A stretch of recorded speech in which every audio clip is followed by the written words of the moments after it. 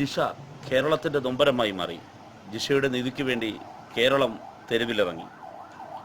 ജിഷയുടെ സംഭവത്തിൻ്റെ ഞെട്ടലിൽ നിന്നും കേരളം മാറുന്നതിന് മുമ്പ് തന്നെ വർക്കലയിൽ പോലീസ് സ്റ്റേഷൻ്റെ വെളിപ്പാടകലെ ഒരു നഴ്സിംഗ് വിദ്യാർത്ഥിനി ക്രൂരമായി കൂട്ടബലാത്സംഗത്തിനിരയായി.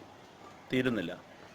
ഈ വാർത്തകൾ ചർച്ച ചെയ്തുകൊണ്ടിരിക്കുന്ന സന്ദർഭത്തിൽ തന്നെയാണ് അഞ്ചുതെങ്ങ് നെടുങ്കണ്ട എന്ന സ്ഥലത്ത് തിരുവനന്തപുരം ജില്ലയിൽ തന്നെ ഇന്ദിര എന്ന 68 വയസ്സുകാരിയായ ഒരമ്മ അതിക്രൂരമായ ബലാത്സംഗത്തിനിരയായി.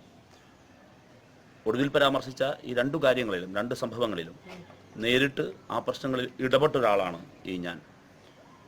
ജിഷയുടെ സംഭവം കേരളത്തിൽ കൂടുതൽ ചർച്ച ചെയ്യപ്പെടുമ്പോൾ നിങ്ങൾ നോക്കൂ, ജിഷ ഒരൊറ്റപ്പെട്ട അനുഭവമല്ല എന്നാണ് മറ്റു രണ്ട് സംഭവങ്ങളും വ്യക്തമാക്കുന്നത്.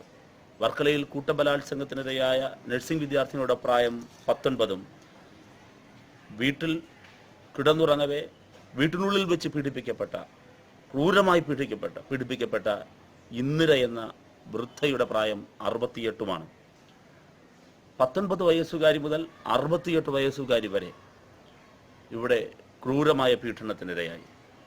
കേരളത്തിൻ്റെ മനസ്സാക്ഷിയെ കൂടുതൽ പിടിച്ചുലുക്കേണ്ട ഒരുപാട് പ്രശ്നങ്ങൾ ഇതിലുണ്ട് എന്ന് ഞാൻ കരുതുന്നു.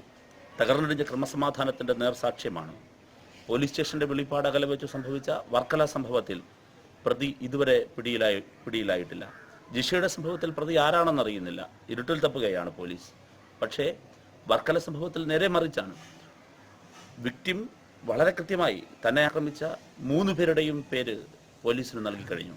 പ്രതികളെ ഐഡൻറ്റിഫൈ ചെയ്തു. എന്നിട്ടും പ്രതികളെ പിടിക്കാനാകുന്നില്ല. വൈകുന്നേരം 5 മണിക്കാണ് വർക്കല സംഭവത്തിന് നിദാനമായ പ്രശ്നം ജനങ്ങളുടെ ശ്രദ്ധയിലും പോലീസിൻ്റെ ശ്രദ്ധയിലും വരുന്നത്. പക്ഷേ എന്നാൽ ആ സംഭവത്തിൽ പ്രതിയെ പിടിക്കുന്നതിന് വേണ്ടി പോലീസ് ഉന്നത പോലീസ് ഉദ്യോഗസ്ഥർ പോലും സ്ഥലത്തെത്തുന്നത് ഇടതുപക്ഷ ജനാധിപത്യ മുന്നണിയുടെ നേതൃത്വത്തിൽ നടന്ന ദേശീയപാത ഉപരോധത്തെ തുടർന്ന് രാത്രി ഏതാണ്ട് ഒരു 11 മണിക്ക് ശേഷമാണ്. എന്തിനാണ് പോലീസ് ഇത്ര വലിയ അലംഭാവം പുലർത്തുന്നത് ഇത്തരം കേസുകളിൽ? 2-ാം തീയതി രാത്രിയാണ് അഞ്ചുതെങ്ങ് നെടുങ്കണ്ടയിൽ ഇന്ദിര എന്ന 68 വയസ്സുകാരി ക്രൂരമായ പീഡനത്തിന് ഇരയായത്. പിറ്റേന്ന് വെളുപ്പിന് അവർ കേസ് ഫയൽ ചെയ്യുന്നുണ്ട്. മജിസ്ട്രേറ്റിന്റെ മുമ്പിൽ ഹാജരാക്കുന്നുണ്ട്. മജിസ്ട്രേറ്റിന്റെ നിർദ്ദേശപ്രകാരമാണ് ചിറയൻകീഴ് താലൂക്ക് ഹോസ്പിറ്റലിലേക്ക് ആ അമ്മയെ കൊണ്ടുവരുന്നത്. സെക്ഷൽ അസാൾട്ട് എന്ന് വളരെ കൃത്യമായി ആശുപത്രി രേഖകളിൽ രേഖപ്പെടുത്തിയിരിക്കുന്നു. പക്ഷേ പോലീസ് ഇന്നലെ ഉച്ചവരെ സ്വീകരിച്ച സമീപനം 307 ഈ വൃദ്ധയ്ക്കു നേരെ വധശ്രമം നടന്നു എന്ന നിലയിൽ മാത്രം കേസ് ഒതുക്കി തീർക്കാനാണ്.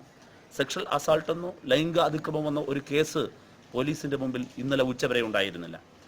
ഡിവൈഎഫ്ഐയുടെ നേതൃത്വത്തിൽ ഞങ്ങൾ, ഇടതുപക്ഷ ജനാധിപത്യ മുന്നണിയുടെ നേതാക്കൾ, പ്രവർത്തകർ, അതോടൊപ്പം തന്നെ മാധ്യമവും ഉണർന്ന് പ്രവർത്തിച്ചതിന് ശേഷമാണ് ഇതൊരു സെൻസിറ്റീവ് ന്യൂസായും ഒരു അജിറ്റേഷൻ അജണ്ടയായും മാറുന്നു എന്ന് മനസ്സിലാകുമ്പോൾ മാത്രമാണ് നിക്കക്കളിയില്ലാതെ പോലീസ് ഇന്നലെ വൈകുന്നേരം ഈ പറയുന്ന വകുപ്പ് കൂടി, ബലാത്സംഗ കുറ്റം കൂടി ഈ പ്രതിയുടെ മേൽ ചുമത്തുന്നത്.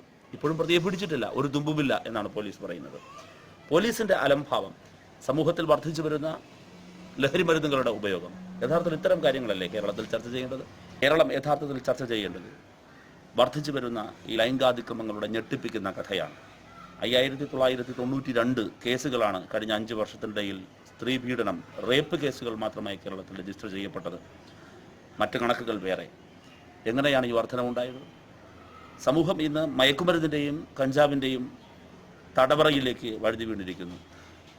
19കാരി മുതൽ 68കാരി വരെ സുരക്ഷിതമല്ലാത്ത സംസ്ഥാനമായി കേരളം മാറുമ്പോൾ അതിൻ്റെ ജനാധിപത്യപരമായും ഭരണഘടനാപരമായും ഒരു സർക്കാരിന് പൗരന്മാരിൽ സുരക്ഷിതത്വം ഉറപ്പുവരുത്താനുള്ള ഉത്തരവാദിത്വമാണ് ഇവിടെ ലംഘിക്കപ്പെടുന്നത്. സർക്കാരിന് ബാധ്യതയുണ്ട്. ചെറിയ നേട്ടങ്ങൾ ഉണ്ടാകുമ്പോൾ അത് ആഭ്യന്തരമന്ത്രിയുടെ നേട്ടമായി വലിയ ഫ്ലക്സ് ബോർഡുകൾ ഉയരുന്ന ഈ നാട്ടിൽ കോട്ടങ്ങളും കുറവുകളും ഇതുപോലെയുള്ള വലിയ വീഴ്ചകളും ഉണ്ടാകുമ്പോഴും ആ ആഭ്യന്തരമന്ത്രിയുടെയും സർക്കാരിൻ്റെയും ചുമലിൽ തന്നെയാണ് ചാർത്തപ്പെടേണ്ടത്. നേട്ടങ്ങൾ സ്വന്തം ചുമലിൽ വെച്ച് ആഘോഷിക്കുന്നവർ എന്തുകൊണ്ടാണ് കോട്ടങ്ങളിൽ നിന്നും ഒഴിഞ്ഞു മാറാൻ ശ്രമിക്കുന്നത്? കോൺഗ്രസിന്, അതോടൊപ്പം തന്നെ BJP ഇക്കാര്യത്തിൽ സ്വീകരിക്കുന്ന രാഷ്ട്രീയ അടവു നയത്തും കാലം പരിശോധനയ്ക്കും വിചാരണയ്ക്കും വിധേയമാക്കും എന്നാണ് ഞാൻ പ്രതീക്ഷിക്കുന്നത്.